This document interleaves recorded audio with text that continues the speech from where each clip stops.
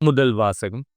மக்களின் மன்றாட்டைக் கேட்டருளும்படி என் பெயர் இக்கோவிலில் விளங்கும். அரசர்கள் முதல் நூலிலிருந்து வாசகம். அதிகாரம் 8 இறைவசனங்கள் 22 முதல் 23 முடிய மற்றும் 27 முதல் 30 முடிய. அந்நாள்களில் சாலமோன் ஆண்டவரின் பலிபீடத்தை நோக்கி நின்று கொண்டு இஸ்ரேல் சபையார் அனைவர் முன்னிலையில் வானத்திற்கு நேரே தம் கைகளை உயர்த்தி மன்றாடியது. இஸ்ரேலின் கடவுளாகிய ஆண்டவரே, மேலே விண்ணிலும் கீழே மண்ணிலும் உம்மை போன்ற வேறு கடவுள் யாரும் இல்லை. உமது முன்னிலையில் முழு உள்ளத்தோடு உமக்கு கீழ்ப்படிந்து நடக்கும் உம்முடைய அடியாருக்கு உமது உடன்படிக்கையின்படி தவறாது பேரன்பு காட்டி வருகிறீர். கடவுள் உண்மையில் இந்த மண்ணுலகில் தங்கியிருப்பாரா? வானமும் வான மண்டலங்களும் உம்மை கொள்ள இயலாதிருக்க நான் கட்டியுள்ள இக்கோவில் எப்படி உம்மை கொள்ளும்? என் கடவுளாகிய ஆண்டவரே, உம் அடியான் செய்கிற வேண்டுதலையும் விண்ணப்பத்தையும் கேட்டருளும். உம் அடியான் என்று உம் முன்னிலையில் எழுப்பும் கூக்குரலுக்கும் செய்யும் வேண்டுதலுக்கும் செவிசாய்த்தருளும். என் பெயர் இவ்விடத்தில் விளங்கும் என்று இக்கோவிலை பற்றி நீர் சொல்லியிருக்கிறீர்.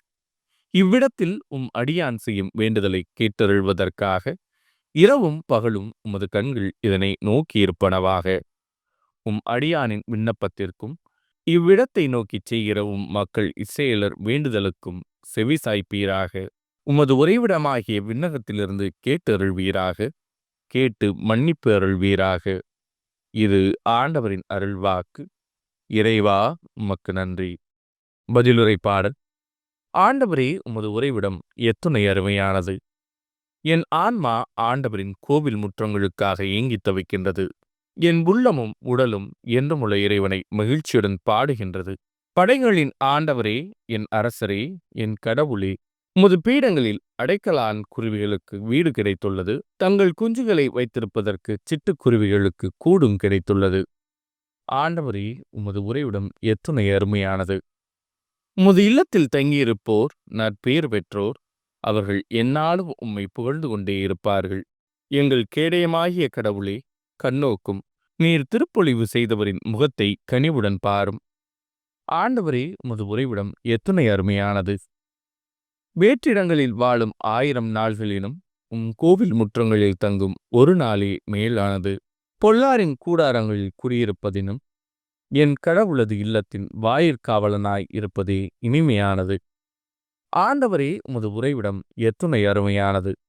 ஏனெனில் கடவுளாகிய ஆண்டவர் நமக்கு கதிரவனும் கேடயமுமாய் இருக்கின்றார். ஆண்டவர் அருளையும் மேன்மையையும் அளிப்பார். மாசற்றவர்களாய் நடப்பவர்களுக்கு நன்மையானவற்றை வழங்குவார்.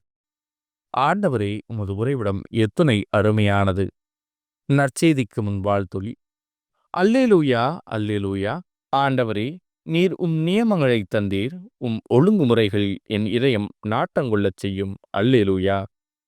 நற்செய்தி வாசகம். நீங்கள் கடவுளின் கட்டளைகளை கைவிட்டு மனித மரபை பின்பற்றுகிறீர்கள். மார்க் எழுதிய தூய நற்செய்தியிலிருந்து வாசகம். அதிகாரம் 7 இறைவசனங்கள் 1 முதல் 13 முடிய.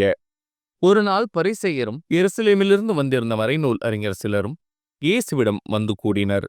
அவருடைய சீடருள் சிலர் தீட்டான, அதாவது கழுவாத கைகளால் உண்பதை அவர்கள் கண்டார்கள்.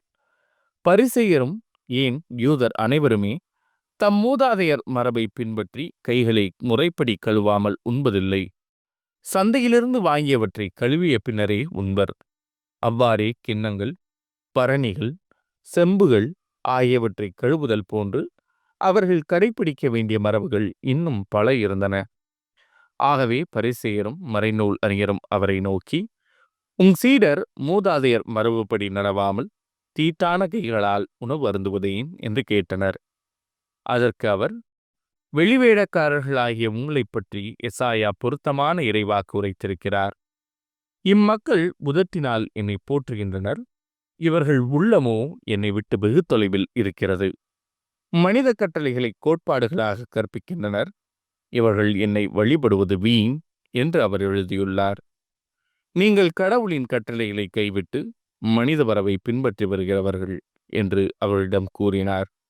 மேலும் அவர், உங்கள் மரபை நிலைநாட்ட கடவுளின் கட்டளைகளை வெகு திறமையாக புறக்கணித்து விட்டீர்கள்.